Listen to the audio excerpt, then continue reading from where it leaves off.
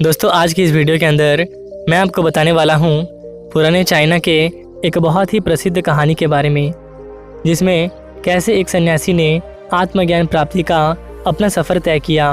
कैसे उस सन्यासी ने 12 साल का लंबा सफ़र तय कर अपने आप को एक काबिल सन्यासी बनने का सपना तय किया।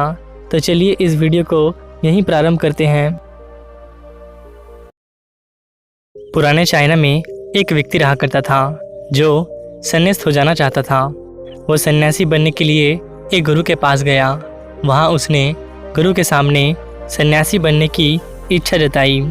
इसके उत्तर में गुरु ने कहा, तुम सच में सन्यासी बनना चाहते हो या फिर बस सन्यासी दिखना चाहते हो? उस व्यक्ति ने कहा, जब सन्यासी ही बनने आया हूँ तो दिखने का क्या करूँगा, मैं तो केवल सन्यासी ही बनना चाहता हूँ। फिर गुरु ने कहा, ठीक है, तुम्हारी ये इच्छा ज़रूर पूरी होगी, लेकिन ये हमारी आखिरी मुलाकात है। अब तुम दोबारा मेरे पास मत आना। जब ज़रूरत होगी तब मैं खुद तुम्हारे पास चला आऊँगा। फिर गुरु ने अपनी बात जारी रखते हुए कहा, हमारे इस आश्रम में 500 सन्यासी हैं। इन 500 सन्यासियों के लिए तुम्हें चावल कूटने का काम करना है। ऐसा कहा जाता है कि वह व्यक्ति सन्यासी बनने के लिए पिछले 12 वर्षों तक आश्रम के पीछे एक हल्के अंधेरे से कमरे में बस चावल ही कूटता रहा। उस आश्रम में 100 नहीं, 200 नहीं, 500 सन्यासी थे। वह सबके लिए अकेले ही चावल कूटता रहता। सुबह जल्दी उठता, बस चावल कूटता रहता।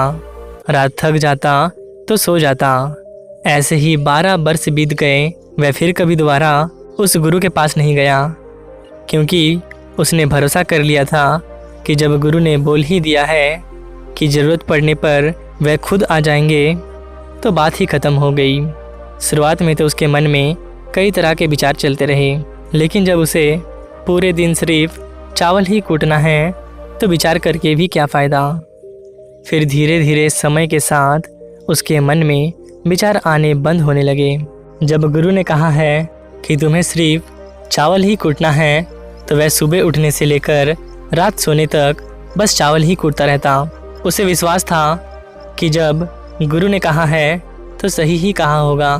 12 वर्षों से चावल कूटते कूटते उसके मन में विचार आने ही बंद हो गए। उसका मन एकदम शून्य हो गया। ना कोई चिंता, ना कोई अड़चन और ना ही कोई उलझन। बस एक ही काम, सुबह उठता चावल कूटता रहता, रात होती तो सो जाता। पिछले 12 वर्षों से यही उसकी दिनचर्या बन चुकी थी। सारे चिंताओं से मुक्त होकर वह बस अपना काम करता रहता। 12 साल गुजर जाने के बाद आश्रम के गुरु ने घोषणा की कि मेरे जाने का समय आ गया है। जो भी व्यक्ति मेरा उत्तराधिकारी बनना चाहता हो, वह आज रात मेरे कमरे के दीवार पे 4 पंक्तियाँ लिख जाए, जिसमें उसके जीवन का सत्य उजागर हो, जिसमें उसका और उसके विचारों का सत्य उजागर होता हो। लेकिन एक बात याद रहे, वे विचार उसके खुद के होने चाहिए। गुरु इतना कहकर वहाँ से चले गए।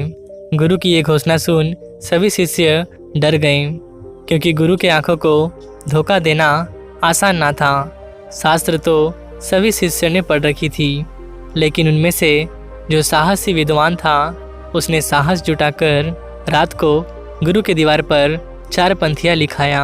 उसने लिखा कि मन एक दर्पण की तरह है, जिसमें धूल जम जाती है। इस धूल को साफ कर दो तो धर्म उपलब्ध हो जाता है। इस धूल को साफ कर दो तो सत्य अनुभव बन जाता है।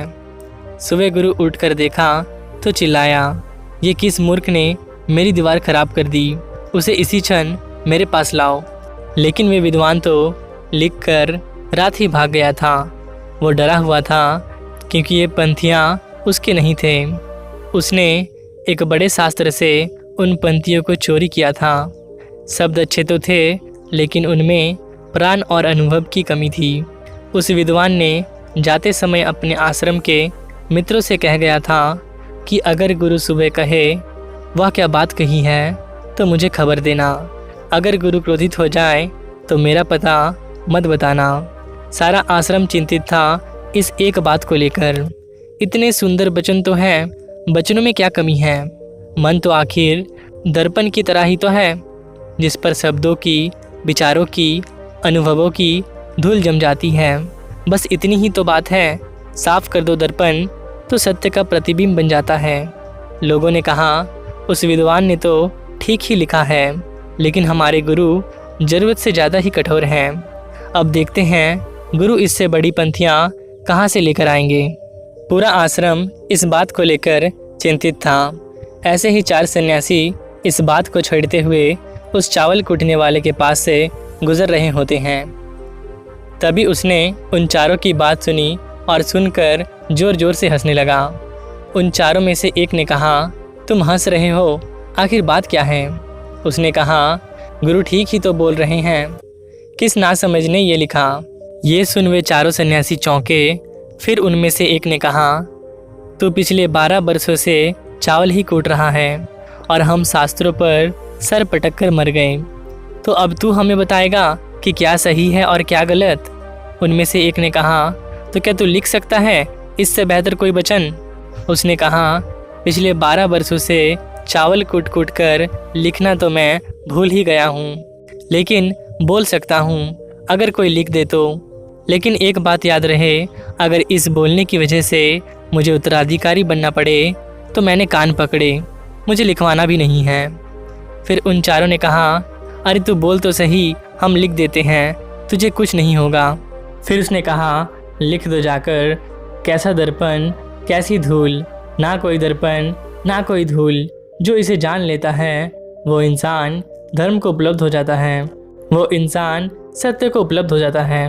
उसके बाद आधी रात को गुरु उस चावल कूटने वाले के पास आए और कहा, अब तू यहाँ से भाग जा, वरना ये 500 तुझे मार डालेंगे। ये मेरा चौगा ले और तू निकल जा।